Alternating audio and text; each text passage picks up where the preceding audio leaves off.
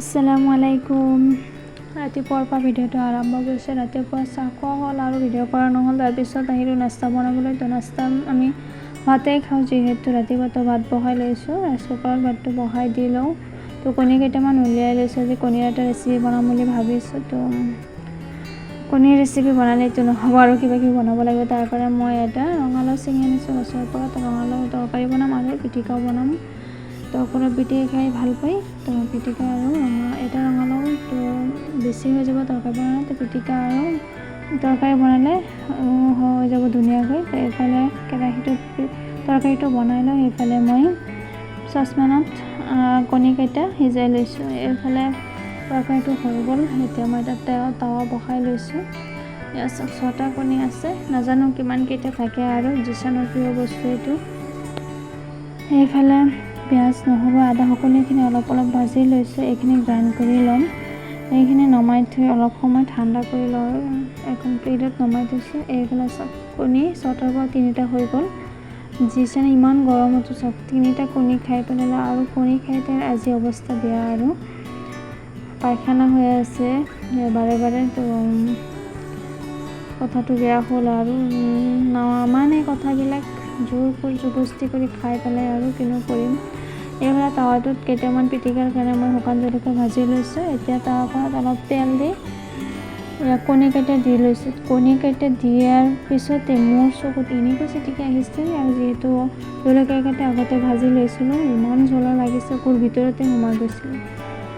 এইফালে পেষ্টটো বনাই লৈছোঁ, আদা, নহৰু, পিঁয়াজৰ। এইখিনি অলপ তেল দি এইখিনি মজাই ল'ম। এতিয়া এইখিনিত অলপমান মছলা পাতি দি ল'ম। সকলোখিনি মছলা এইবাৰ এইটো হালধি গুড়ি দিছোঁ, জলকীয়া গুড়ি দিছোঁ, আৰু ধনিয়া জিৰা গুড়ি দিছোঁ। অলপ নিমখ দি এইখিনি অলপ সময় লৰাই মজাই ল'ম আৰু শুকাই ল'ম, আৰু ইয়াত চব শুকাই গৈছে। এতিয়া মই ইয়াত অলপ পানী ঢালি দিম।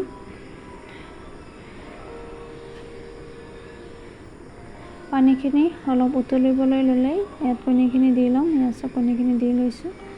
এতিয়া মই ইয়াত 2টা কেঁচা জলকীয়া দি দিম। চব কেঁচা জলকীয়া দি লৈছোঁ। এনেকৈ চিম্পুলকৈ বনাই খাবচোন। ইয়াত কণীৰ মোৰ গ্ৰেভি ৰেডি হৈ গ'ল। এইটো মই অসমীয়া ছোৱালী ৰেখা বাৰ ভিডিঅ'ৰ পৰা চাই বনাইছোঁ। তো আপোনালোকেও বনাব পাৰে। তো ৰেচিপিটো কেনে লাগিলে জনাব।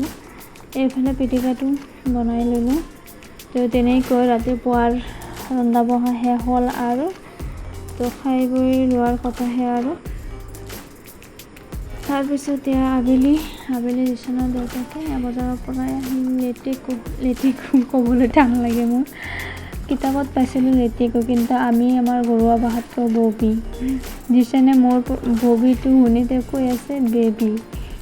এইফালে মিষ্টিখন এটা নিছে। ছিজনৰ ফলবিলাক খাব লাগে, আৰু চাক ভালেই লাগে, বেয়া নালাগে খাবলৈ। এইটো মই এৰাই লৈছোঁ। 3টা গুটি আছে।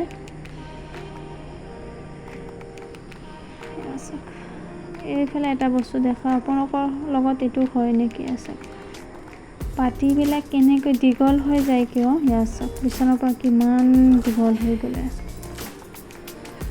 দুফালে নাই, আৰু মাজৰ পৰা দীঘল হৈ নামি আহে তলৰ পিনে। আছে কি অৱস্থা ইয়াৰ। এইখিনি তলত পুৰণা পাতিটো আছে আমাৰ। এইফালে চাওক, এইফালে খালী, এইফালে মাজৰ পিনে আৰু দীঘল হৈ গৈ থাকে। এইফালে সন্ধিয়া হ'ল, আৰু তো খিৰিকীকেইটা জপাই লৈছোঁ। সন্ধিয়া টাইমত খিৰিকী দৰ্জাবিলাক জপাই থ'ব লাগে। তো হাৰিছতো আছে, অলপ চলপ মানিবলৈ চেষ্টা কৰোঁ। আৰু মহৰ যি উৎপাত, তো সন্ধিয়া সময়ত বেছিকৈ সেই মহবিলাক ৰুমলৈ সোমাই থাকে। তো খিৰিকীবিলাক জপাই দিলোঁ।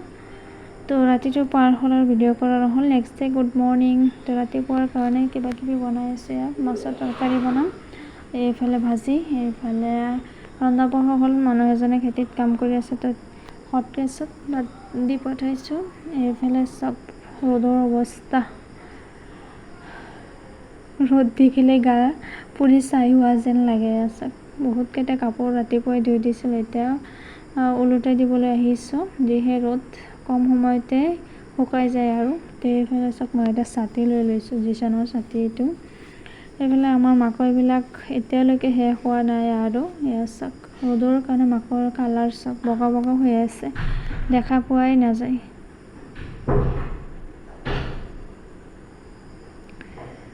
এইফালে মই এইখিনি মেলি দিব লাগে যে বাৰে বাৰে, তো এয়া মই ছাতিখন লৈ লৈছোঁ মেলি দিবলৈ। ৰ'দ দেখি ভয় লাগে মোৰ। তো এইখিনি মেলি দি লওঁ আৰু এতিয়া তাৰপিছত জিচানৰ ককাকে কৈছিল নগাঁৱৰ পৰা কিবা কিবি মিষ্টি আনিছে। ইয়াৰ চব পেকিং, ৰসমলাইৰ পেকিং সকলোখিনি ৰং পৰিয়ে গ'ল আৰু এইবিলাক পেৰা চেৰা কিবা কিবি আনিলে। এইফালে চব ভুজিয়া দোকান উঠাই লৈ আহিলে আৰু এইফালে এইটোত ড্ৰেগন ফল আনিছে। চব আনচিজনৰ ফল যে সেইকাৰণে সৰু সৰু, আমাৰ ঘৰতো ড্ৰেগন ফল লাগিছে, কালি এটা তুলি খোৱা হৈছে আৰু এটা পকি আছে। এইফালে যিহে গৰম, নিজকে হাইড্ৰেট কৰি ৰাখিব লাগে, চব বেছি বেছি পানী খাব লাগে। তো মোৰ গাটো অলপ দুৰ্বল, তো সেইকাৰণে মই এটা অৰেচেল লৈ লৈছোঁ। এইফালে ড্ৰেগন ফল, আম কাটি দিছোঁ সকলোকে। এইফালে যিমানেই গৰম নহওক কিয় চাহ আৰু কফিটো লাগিবই, মেইন বস্তু আমাৰ। সেইফালে আবেলি মই অলপ ওপৰলৈ গৈছিলোঁ। ইয়াৰ চব ফুল গছবিলাক কি বেয়া হৈ আছে, চব শুকাই গৈছে, মৰহি গৈছে। ইয়াৰ চব এইবিলাক বেলেগ কামৰ কাৰণে এইবিলাকক চকু দিব পৰা নাই আৰু সময় নাতে। তো এইফালে এটা ফুল ধুনীয়াকৈ ফুলি আছে, সেইবিলাক ঠিক ঠাক কৰিব লাগিব। আৰু এইফালে তলৰ পিনে এটা ফুল চব কি ধুনীয়াকৈ ফুলি আছে, জবা ফুল। সেয়া চব ভাল লাগিছে দেখিলে। এইফালে সেউজীয়াৰ মাজত ৰঙা ৰঙা ফুল, এইফালে চাৰিওপিনে সেউজীয়া সেউজীয়া সেউজীয়া।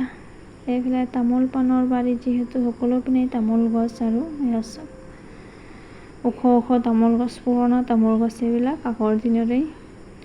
এইফালে সন্ধিয়াই হৈ গ'ল, আবেলি আৰু তো ঘৰখন ঝাৰু দিম বুলি লৈছোঁ। তো এইফালে ষ্টেপখনত বস্তা দি থোৱা হৈছে, যিহেতু এইবিলাকত টাইলছ লগোৱা হোৱা নাই। তো এইফালে মই ঝাৰু দি লওঁ আৰু এইফালে বাৰান্দাখন চব কি অৱস্থা হৈ আছে, ৰং কৰা বাকী আছে যে টেমাবিলাকে আঁতি থোৱা গৈছে, ইমান চিজিল কৰা হোৱা নাই এতিয়ালৈকে, যেনে তেনে থোৱা হৈছে বস্তুবিলাক। এইফালে চব তামোলেই তামোল আৰু শুকুৱাই হৈছে। ইয়াত চব ওপৰৰ পৰা আনি ইয়াত থোৱা হয়, সেইকাৰণে ইয়াতে ৰখি গৈছে তামোলকেইটা। চব সকলো পিনেই তামোল আৰু তো এইখিনি চাফা কৰি লওঁ। আৰু ইয়াত চব মাকৰ লেঠাবিলাক এতিয়াও যোৱা নাই আমাৰ। ইয়াত চব কিমান লেতেৰা হৈ আছে। এইফালে চব টেবুলখন মাল্টি কালাৰ হৈ গৈছে, এইখনৰ ওপৰত উঠিয়েই ৰং কৰা হৈছিল যে সেইকাৰণে কালাৰবিলাক চব। এইফালে চব কিমান কেইটা বাহিৰ ঘৰৰ পৰা উলিয়াইছোঁ ইয়াত চব। তো এইফালে সেইখিনি চাফা কৰি আহি ৰুমটো অলপ ঝাৰু দিব লৈছোঁ। ৰুম চুম সকলোখিনি চাফা হৈ থাকিলে মনটো ভাল লাগে, পৰিষ্কাৰ পৰিষ্কাৰ লাগে আৰু। তো সকলোখিনি কৰি মেলি কাপোৰখিনি জাপি লৈছোঁ, যিহেতু ওপৰ শুকাইছিলোঁ, আজি ধোৱা হৈছিল বহুতখিনি কাপোৰ। তো সকলোখিনি চিজিল কৰি ল'লোঁ আৰু সেয়া ৰাতিৰ পৰিৱেশ ৰুমটোৰ। তো ইমান চিজিল কৰা নহয়, যেনে তেনে আৰু চলি আছে। তো ভিডিঅ'টো আজিৰ ইমানেই আছিলে। তো ভিডিঅ'টো চাই যদি ভাল পালে লাইক কৰিব, শ্বেয়াৰ কৰিব আৰু ছাবস্ক্ৰাইব নকৰাকৈ নাথাকিব। তেন্তে আজিৰ ভিডিঅ'টো ইমানতেই সামৰণি মাৰিছোঁ। আজিলৈ বাই।